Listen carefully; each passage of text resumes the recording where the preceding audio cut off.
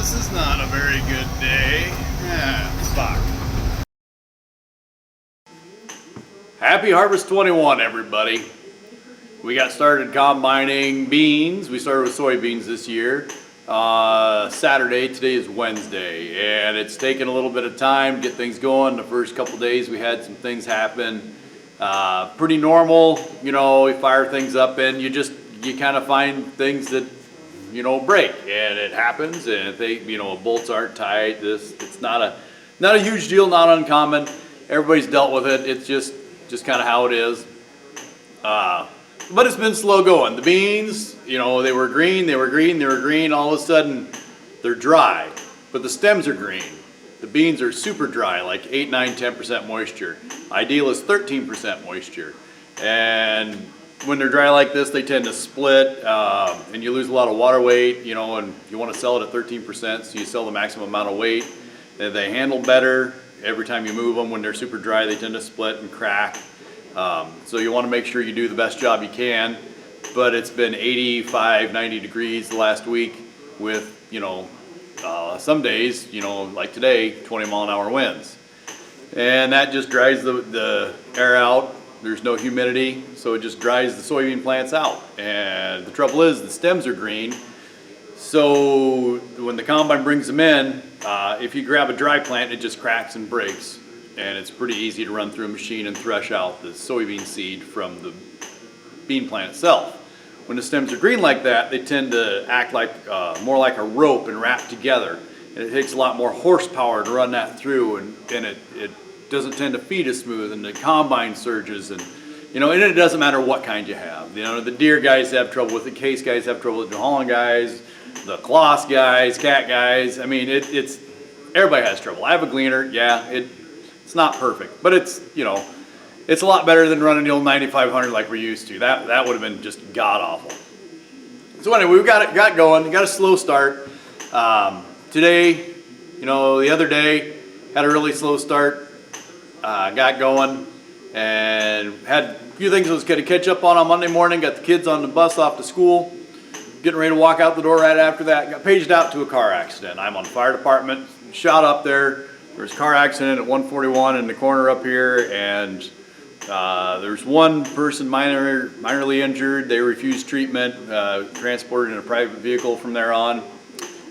They hit a semi. It could have been much worse, you know.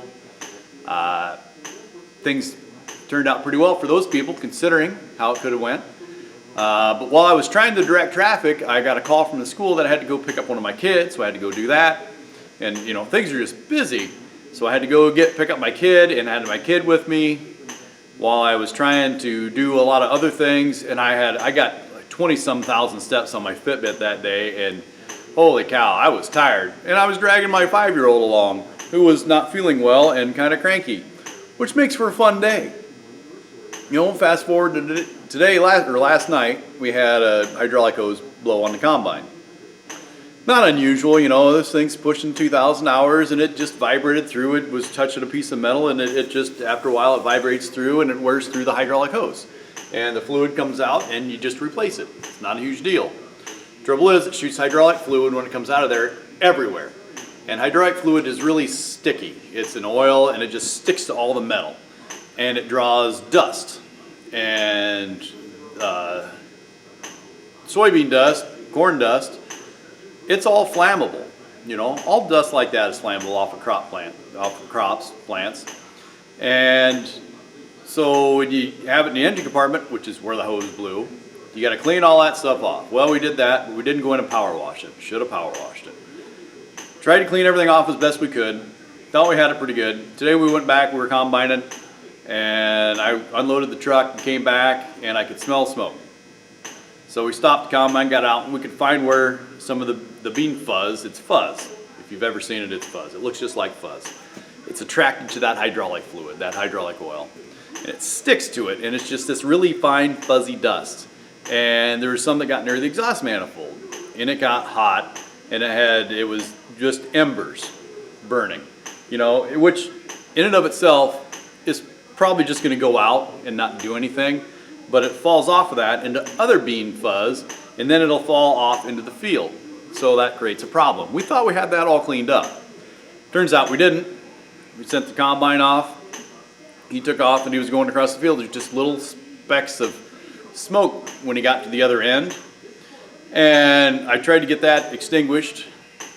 Wasn't successful, unfortunately. We called the fire department, which is always embarrassing when you're a fireman, such as myself, because you always think you can do it, but you always need to just call the fire department, have the firemen come, eat your pride and just get it done, because otherwise you're gonna have a bigger mess. And we called, and it's the middle of the day, middle of the work week, so we only had 2 firemen showing up anyway, so we had to call another town to show up to get more trucks, more manpower to make it work. We got these guys to show up, and they were very helpful. Everybody does it. Those guys all do a great job. I went down to go start the Steiger and hook it up to the disc, and I jumped in that thing and I turned the key and it didn't even click, just dead. Well, that was a bummer, because the disc, I could have fixed that. I could have went around the outside, caught it, done. Well, that isn't gonna work. So I looked around. What do I got? Well, I got the backhoe. Spent a lot of time running the backhoe through the years. So I hop in the backhoe, shoot on up there, and do what I can with that while those guys they were still on their way. They weren't there yet. Kind of helping get it contained. They get there and we finally get it knocked down, and then we got the fire contained and put out. I was trying to, and we still couldn't figure out where the fire was coming from the combine, because you could see it, the combine left, but you couldn't find where it came from. So I made a couple passes with it while everybody was still there with the fire trucks, because we don't want to have to call everybody back. Couldn't find it. It didn't leave any trail, so we stopped at the end, and we just all were looking at it, and I found some embers. Actually, Jeremy found some embers up in a panel. There's secret panels everywhere on this thing, like any large, complicated machines, and there were just some embers up on a ledge that we hadn't found that were just kind of falling out. So we got those cleaned off, got that fixed, cleaned up the rest of the stuff, unloaded the combine, and at this point I decided to bring it back home. And we took the head off, brought it home, and I power washed the entire thing. So that's what I did. I got all kinds of dirty, I haven't even washed my hands or my face. It's been a rough day. It's been fun, I got like crap all over my arms and my fun tennis elbow, by the way. That sucks. That's fun. I'm all kinds of filthy. I got my, I don't have my safety toe sandals on, but I do have my Van Dancy work boots with my super sexy socks. See if we can get those there. Yeah, just getting all kinds of filthy, getting all that crap done. But it's been fun, Slow start, but we're getting going. Unfortunately, I did lose a little bit of beans. We'll see how this turns out. I don't know. We're gonna find out. It's always a bummer when you have that happen. You never want to see that. And all that smoke going up in the air. It's just a bummer. It's not fun. But we're making do.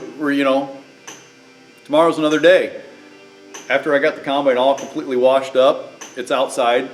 I left it outside because since we had trouble with embers on it, I don't want it in my shop in case it does decide to spontaneously combust tonight.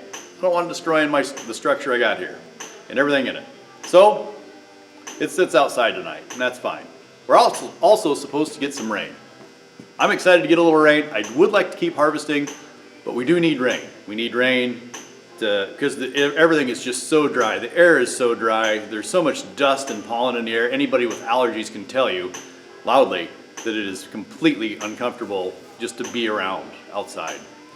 Fortunately, I haven't had any trouble much trouble this fall yet, but it's, the air's just so dusty. There's just so much stuff in it, and rain will clean the air.